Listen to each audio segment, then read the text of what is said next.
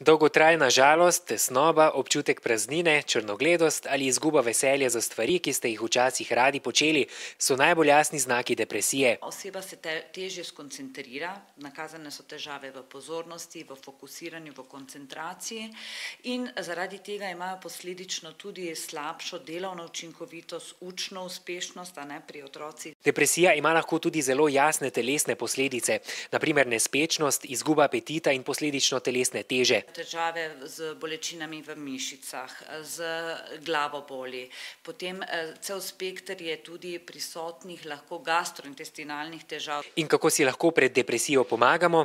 Težje oblike se najpogosteje zdravijo z zdravili in psihoterapijo, pri lažjih oblikah pa si lahko pomagamo sami. S čim se mogoče v dobro voljo spraviš? Ja, z muziko. Samo to ali še kaj? Ja, pa še kakšne punce se najde. Grem na sprehod v park ali pa nekam v vodo. Ali pa, kaj še, igram se na miselne igre. Družabne igre me res dobro spravijo.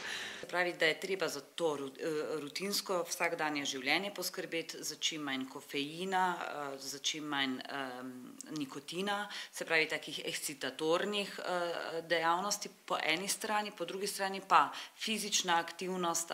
Pomaga tudi, da si ne zastavljamo pretežkih ciljev in da naše težave rešujemo v manjših sklopih in sproti.